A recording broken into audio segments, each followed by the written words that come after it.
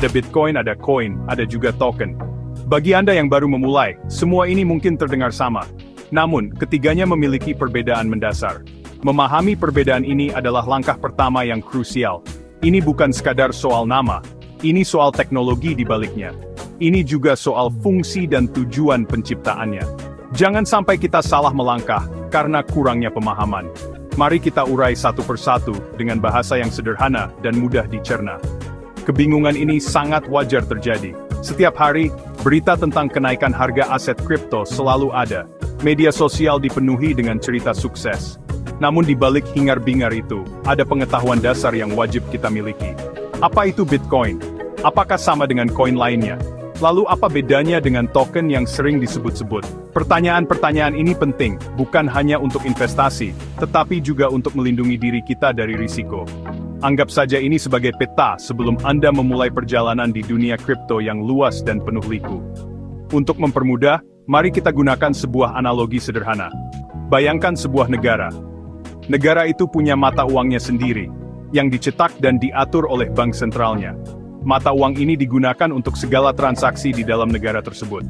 Lalu, bayangkan ada perusahaan di dalam negara itu yang menerbitkan voucher belanja atau tiket konser. Voucher dan tiket ini punya nilai, tapi hanya berlaku di tempat tertentu, dan bergantung pada aturan perusahaan yang menerbitkannya. Analogi ini akan membantu kita membedakan konsep koin dan token. Perbedaan utama terletak pada infrastruktur atau fondasinya. Ada yang membangun jalannya sendiri, ada yang hanya menumpang di jalan yang sudah ada. Inilah inti dari perbedaan antara koin dan token. Bitcoin adalah salah satu contohnya, mungkin yang paling terkenal, tetapi ia bukan satu-satunya. Memahami fondasi ini akan membuka mata kita tentang bagaimana seluruh ekosistem digital ini bekerja. Pengetahuan adalah kekuatan, terutama di dunia yang bergerak secepat dunia kripto. Mari kita dalami lebih jauh, agar setiap keputusan yang kita ambil didasari oleh pemahaman yang kuat. Mari kita mulai dengan koin. Tidak dimiliki oleh satu pihak, seperti bank atau pemerintah. Ia terdesentralisasi dan diamankan oleh jaringan komputer di seluruh dunia. Karena memiliki blockchain sendiri, sebuah koin bisa beroperasi secara mandiri. Ia adalah fondasi dari ekosistemnya sendiri. Ia seperti mata uang resmi sebuah negara digital. Bitcoin, atau BTC, adalah contoh koin yang paling sempurna dan pertama. Bitcoin memiliki blockchain-nya sendiri, yang disebut blockchain Bitcoin. Setiap transaksi Bitcoin dicatat, diverifikasi, dan diamankan di dalam jaringannya sendiri. Ia tidak bergantung pada platform lain untuk ada. Contoh lain adalah Ethereum, atau ETH. Ethereum juga memiliki blockchain-nya sendiri. Inilah yang membuat koin menjadi aset digital yang fundamental. Mereka bukan hanya sekadar aset, tetapi juga merupakan sebuah teknologi, sebuah jaringan, sebuah ekosistem yang mandiri dan berdaulat.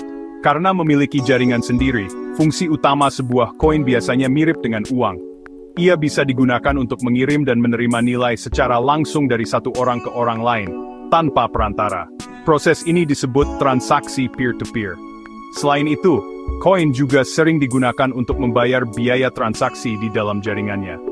Misalnya, jika Anda ingin mengirim Ethereum, Anda harus membayar gas fee menggunakan ETH. Inilah yang menjaga agar jaringan tetap berjalan dan aman. Koin adalah bahan bakar untuk mesin blockchain-nya sendiri. Penciptaan koin baru, atau yang biasa disebut mining atau penambangan untuk Bitcoin, adalah proses yang kompleks. Proses ini melibatkan pemecahan teka-teki matematika yang rumit oleh komputer-komputer bertenaga tinggi. Sebagai imbalannya, para penambang mendapatkan koin baru. Ini adalah cara jaringan menciptakan suplai baru, sekaligus mengamankan histori transaksi. Jadi, ketika Anda mendengar istilah koin, ingatlah ini. Ia adalah aset digital asli yang berjalan di atas jalan tol teknologinya sendiri, yaitu blockchain miliknya. Ia adalah sang pemilik jalan, bukan sekadar pengguna. Sekarang, mari kita beralih ke token. Berbeda dengan koin, token tidak memiliki blockchain sendiri. Ia menumpang berjalan di atas blockchain milik koin lain yang sudah ada. Token seperti aplikasi yang berjalan di atas sistem operasi sebuah ponsel. Ponselnya adalah blockchain, misalnya Ethereum, dan aplikasinya adalah token. Perusahaan atau proyek bisa menciptakan token dengan lebih mudah dan cepat. Mereka tidak perlu membangun seluruh infrastruktur blockchain dari nol. Mereka cukup memanfaatkan teknologi yang sudah matang dan aman. Contoh paling populer adalah token-token yang dibangun di atas blockchain Ethereum.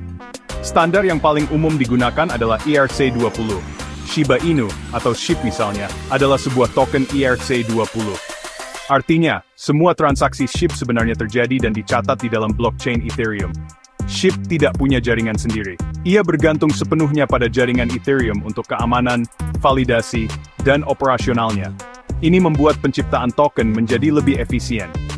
Banyak proyek inovatif di dunia kripto hadir dalam bentuk token, bukan koin. Fungsi token bisa sangat beragam, jauh lebih dari sekadar alat pembayaran.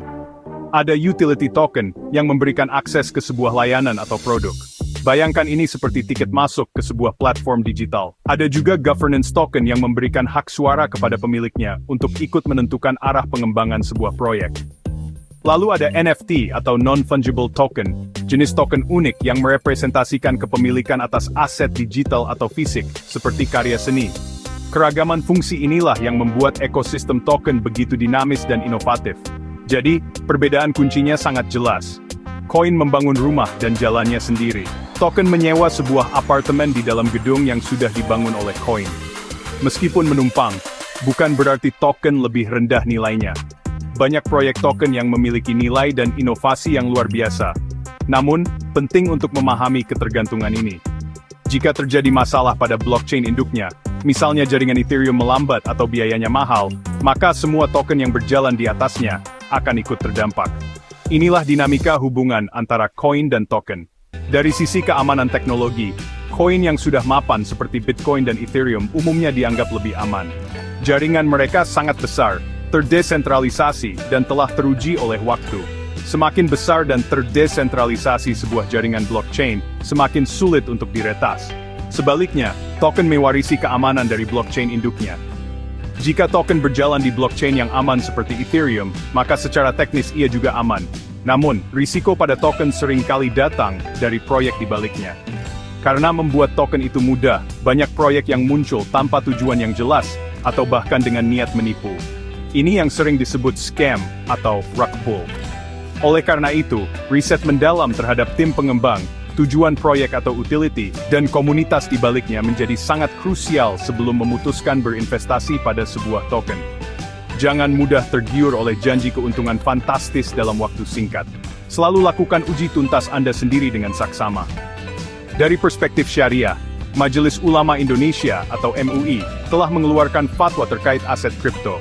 Secara umum, aset kripto yang memenuhi syarat sebagai sil'ah atau aset dan memiliki underlying atau manfaat yang jelas, serta tidak mengandung unsur gharar atau ketidakpastian, maisir atau judi, dan riba, diperbolehkan untuk diperjualbelikan.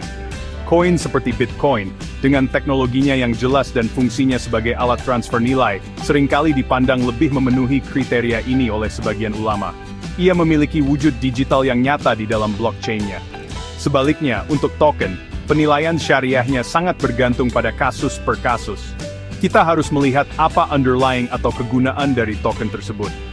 Jika sebuah token hanya untuk spekulasi, tanpa ada manfaat atau proyek yang jelas di baliknya, maka unsur gharar dan maisirnya menjadi sangat kuat, sehingga cenderung haram.